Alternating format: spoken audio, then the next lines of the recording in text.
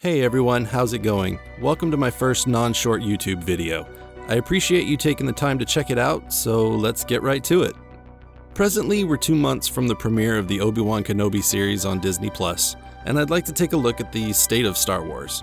We're a couple of years removed from the rise of Skywalker, so the dust has begun to settle on the sequel trilogy, and the Book of Boba Fett has now left us with some questions about the future of our beloved franchise. Star Wars has seen its ups and downs over the years.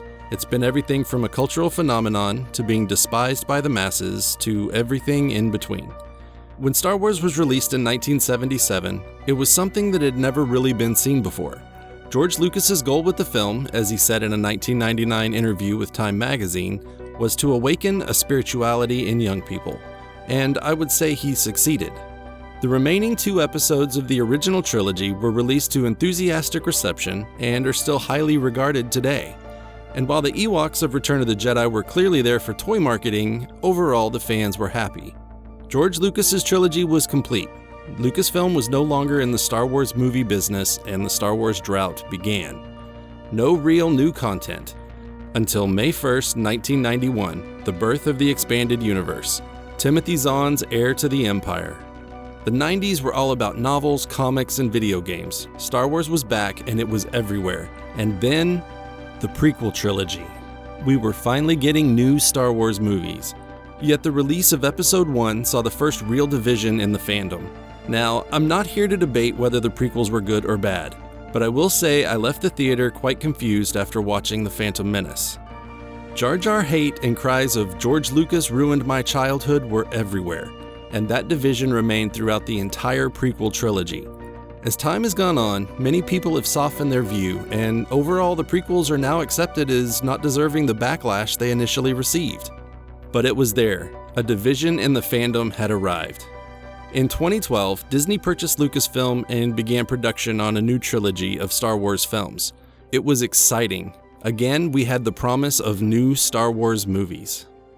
The Force Awakens evoked debate on whether it was just a carbon copy of A New Hope, while Rogue One is the one Disney movie that fans seem to overall unite behind. Then The Last Jedi arrived, and the fandom split, becoming so divisive and toxic that at times it wasn't even possible to have a civilized conversation about Star Wars. I'm not saying all fans were this way, but there was a very vocal segment. We could talk about this for hours, but let me move on.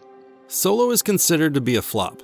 Any movie that profits nearly $125 million at the box office is hardly a flop, but I understand it didn't generate expected revenues.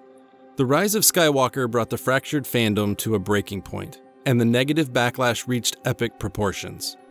Shortly after the release of Episode 9, Disney put all theatrical plans on hold and decided to focus on individual series for their streaming platform.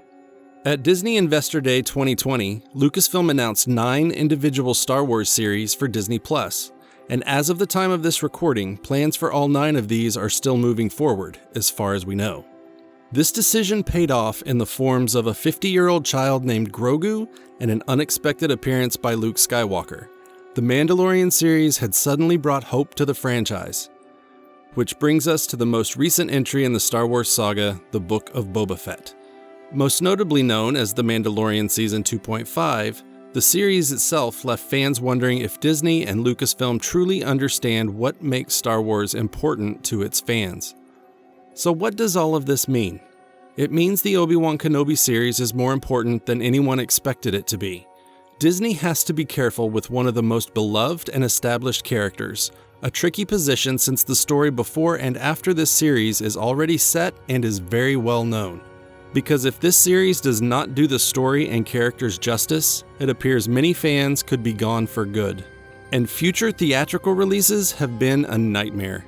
What projects are happening, who is connected to them, and what their release schedule is, it appears to depend on who you talk to and on which day of the week. For example, Patty Jenkins was slated to direct the movie Rogue Squadron, and then it was delayed, and then just days later it was canceled. But according to the recently updated official Disney movie release schedule, it will be in theaters on December 22nd, 2023, with Patty Jenkins directing. In addition, there are 2 untitled Star Wars films on the list, scheduled to release in 2025 and 2027. Beyond this, nothing is known outside of Lucasfilm what the plans are for these or other films. So I have to question, what is the state of Star Wars? To answer myself, I would say fragile. And no, I don't believe that Star Wars is dead or will ever be dead. As long as the Star Wars name is slapped on any product, some of us will always at least check it out. But I do feel we are reaching a point where trust in the overall direction may be questioned. So in my opinion, the Kenobi series is not the final straw, but it could be a tipping point. But enough about what I think. I want to know what you think. It takes different thoughts and opinions to have a conversation, and that's what I hope these videos will inspire. Discussion. Tell me in the comments below what you think about all of this. Where is Star Wars headed? What is Disney planning on doing? What do they need to do for you to feel comfortable with where they're taking Star Wars?